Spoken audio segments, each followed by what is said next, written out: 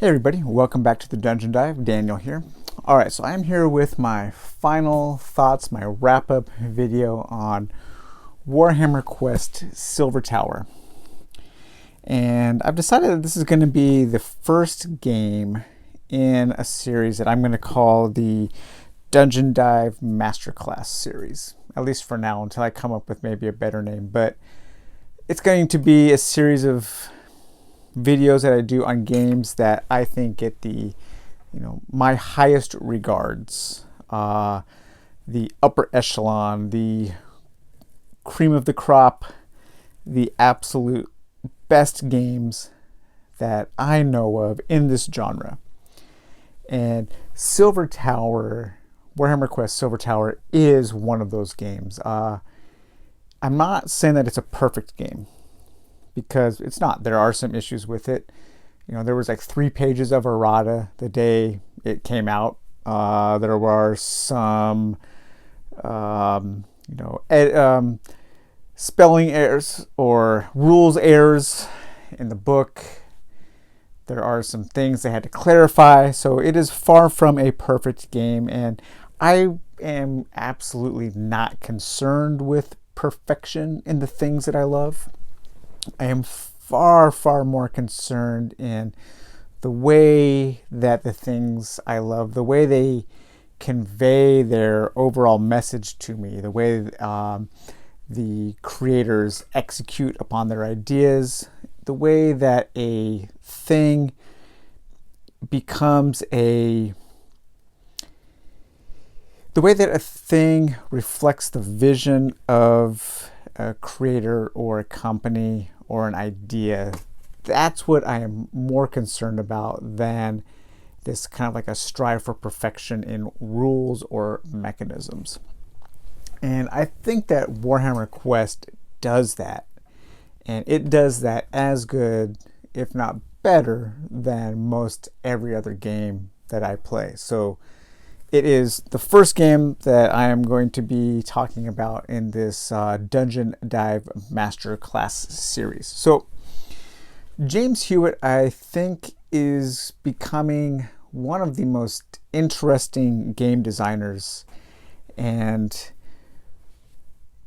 I've been thinking a lot about a game. So he has a Warhammer Quest or Warhammer Age of Sigmar Gore Chosen, which is a small skirmish game. Warhammer Quest Silver Tower, and Hellboy. And Gore Chosen and Silver Tower are both games. They're kind of small games. They are not these big, epic, sprawling games with thousands of components and hundreds of hours of gameplay. They are games that have a small vision that he executes on in a way that a lot of games in this genre do, or in these genres do not. It's not trying to be kind of a kitchen sink type experience. And I was thinking about that, and it's kind of making me possibly reevaluate my opinion on the Hellboy retail version. Because I know I've been pretty down on the retail version for being so limited when compared to the base Kickstarter version, which, in my Game of the Year wrap-up for 2019, I said that Hellboy was my Game of the Year, but only the Kickstarter version. But now I'm wondering if maybe I was a bit unfair to the retail version, because given my opinion on Gore Chosen and Silver Tower, and my opinion on Hewitt as a designer who creates these really well-designed and self-contained smaller experiences, maybe that Hellboy retail version is exactly that. Unfortunately, I can't put myself in the shoes of somebody who doesn't, or who hasn't already experienced the Kickstarter version. But it is giving me some pause and making me really think about how I am thinking about that game. But he is a designer that has this. I think he really executes on a singular vision, on a singular idea of design in a way that I think a lot of designers, they really try to make something more grand and expansive, and he does not. And I really appreciate that. I'm starting to appreciate that more and more as time goes by.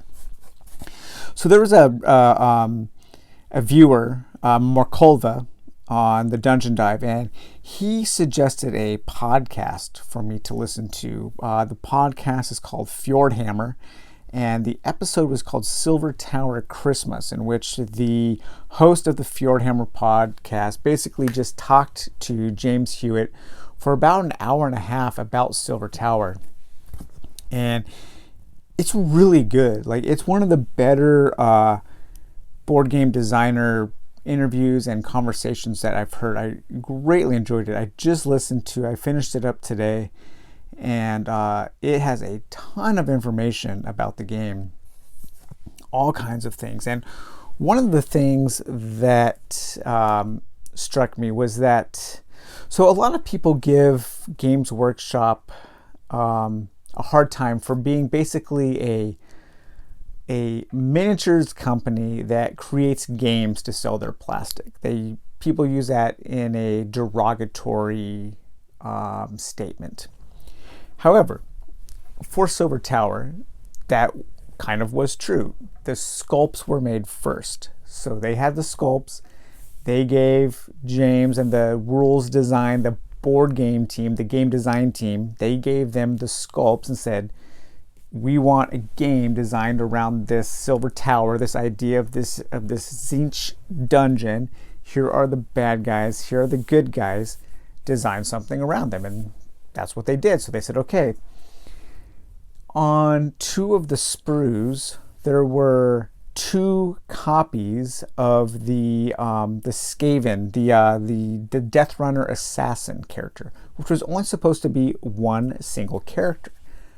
But on the model, with the models, with what they were provided, there were 2 models. And so they used that to develop the Death Runner's special ability, where he can like split into a real version and an illusory version to confound the heroes and to make it more of a challenge for the players. And so where some people might see them designing for the minis as a negative, as some kind of like marketing scheme or a ploy to get people to buy the plastic, the design team actually used the minis to create some of the mechanisms and the story and the lore in the game. So that was really cool. And that's one of the things that made me realize just what a thoughtful designer James Hewitt is. And he went into all kinds of detail about the game. Like it originally wasn't going to, he didn't know it was going to be a Warhammer Quest game, and then it was, and there was like this pressure on him because there was like this great legacy of this game.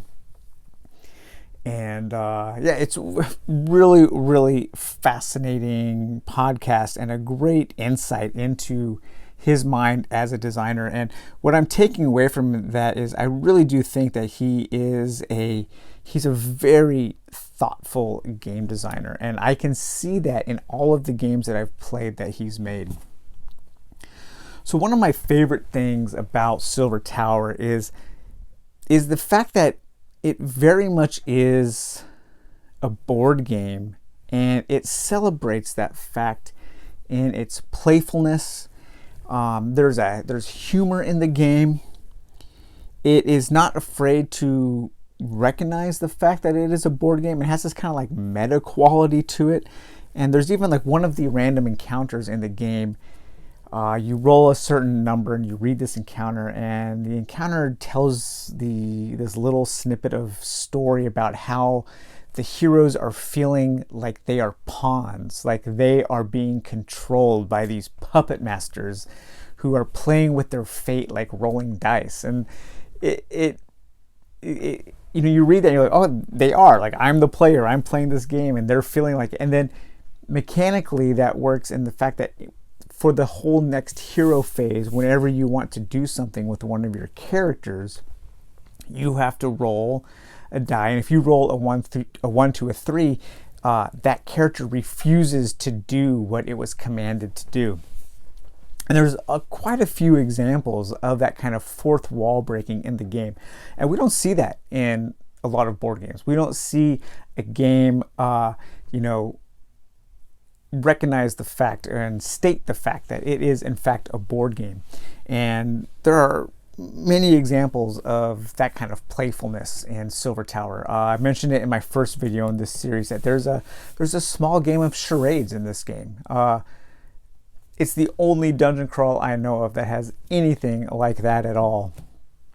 And the first time I was actually playing that with a group, and we discovered that, and it was really cool. I mean, we had this great experience, and it's one of those tabletop experiences that I will remember for a very long time, more so than just some rules or some neat mechanisms. And that's actually one of the things I wanted to mention in that interview. Hewitt says that when he found out that this was going to be a Warhammer Quest game, he went around and he asked fans of the original game, what are things you remember? What are things you remember fondly about Warhammer Quest? And none of the answers were about mechanisms. It was like, oh, I loved rolling all the d6 and rolling 3 or higher to hit, or I loved the way the movement worked, or the positioning in the combat. There was like not a single answer did he receive about mechanisms.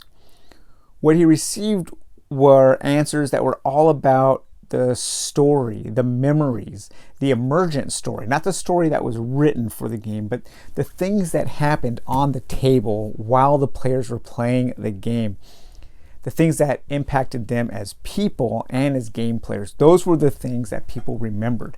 And so he really wanted to inject those kinds of things in this game. And he did. And on top of that, he also created some great mechanisms. How the action selection, you roll your dice and you can do different actions with the dice depending on the numbers that you roll. How each of the characters has certain abilities that reflect that are used for certain die rolls. So there was just a really good marriage between more modern mechanisms and those kind of just classic story, narrative, and emergent experiences that happen on the table. And there really is kind of a sense of humor and a great sense of personality to this game that I really enjoy. I don't feel that from a lot of games, and it is weird that I do feel that from so many Games Workshop games, because Games Workshop is seen as this kind of like, this huge kind of like monolithic corporation that is really easy for people to hate on, and there's like super corporate, but a lot of their really great games have a ton of personality, and their games reflect the personality of their designers, and you can see that in all of Hewitt's games, in Gore Chosen, Hellboy, and Silver Tower. I don't know if he's done anything else. I forgot to look, but I'm sure he has. And I'm curious to play if he has some other games now. But I think that's the thing that I like most about Silver Tower is there's two. The personality and the presentation, and the way that the game so effortlessly, easy for me to say, it effortlessly creates experiences that I remember. And none of those experiences have anything really to do with the mechanisms. They have to do with the things that happened to me as a player and the things that happened to my character while I was playing the game. I'll remember that when you're having to jump this pit or something, and in the game you have to stack dice in a certain way in order to do that. Or like I said, that game of charades. There are riddles in the game. There are just all kinds of unique things that I want to see in more board games in this genre. I think this game does it does a lot of things that no other game I know of does. And it does so while also being this really narrowly focused, singular vision that is just, it's a remarkable experience. And I know that some people don't like it. Some people have problems with it being called Warhammer Quest. Some people do have problems with it being Games Workshop. It is expensive. It is a Trojan horse for you to buy more plastic. All of those negative things are true, but there's just so many more positive things about this game. I'm really looking forward to anything that he does next. I hope James Hewitt continues to work in this genre. And Silver Tower, it's going to be a game that I return to every couple years and play through. The fact that you can play through the whole game in like a week, if you wanted to play solo, you could play every night for a week, and you could get through it without much effort and not have to be like, oh man, when is this going to be over? Or, oh my gosh, how many more scenarios? Something like Gloomhaven or Madara, which just take forever to get through a campaign. Warhammer Quest Silver Tower, it does it right. Dustin, the designer of Ghost Betwixt, asked on our Facebook group today. He said, what are some of the things that keep you interested in a campaign, and what are some of the things that push you away from a campaign? And my answer to both of those is the length. I want a game campaign. I want a campaign to be short enough to where when it's over, I want more, that I want to replay the campaign, but long enough that I feel that I've gotten a complete experience. And Warhammer Quest Silver Tower does both of those things. And finally, I just want to mention quickly that a lot of times when we buy these games, and I'm totally guilty of this, before I've even played the game once, I'm already brainstorming and thinking about, oh my God, what kind of expansions are they going to be able to add for this? I'm reading the rulebooks like, oh man, they can add this, they could add this. I can't wait for more. But Silver Tower does so much with so little. Yes, there are some problems. You don't really get a lot of enemy variety in the box set. But with this and just one little small pack of cards, the Adversary expansion, you have an absolutely ton of game. Or not, no, you don't have a ton of game. You have a grand experience, something more than a ton of game. And it does so with really just a small number of components. And I think I know I've said this before recently, but I am starting to appreciate that kind of thing more. Something that isn't endlessly expanded. Something that, the opposite of of Shadows of Brimstone, which is a game I love. But I mean, that game, it's like so much work just to get it to the table that I don't get it to the table too often because there's just so much stuff. Silver Tower, I could take this game, unbox it, and I could be playing in like 15 minutes, like no problem. And then, like I said, I could play through an entire game in a few nights and have a great experience, put it back on the shelf, and then repeat that every couple of years or so. So, yes, Silver Tower, the first game in my Dungeon Dive Masterclass award-winning game. It's a Dungeon Dive Masterclass award-winning game.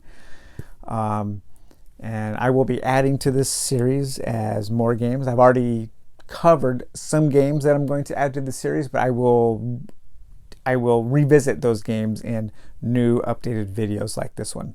So, all right, guys. Well, I hope you enjoyed my coverage of Silver Tower. And if you are playing it, I know a lot of people were like, oh man, I'm so glad you're doing this series on this game because I think it's kind of underrated. And there are quite a few of us out there who really admire this game. And I think it deserves a lot more love than it gets. So, all right, guys. Well, we'll talk to you later and take it easy. Bye-bye.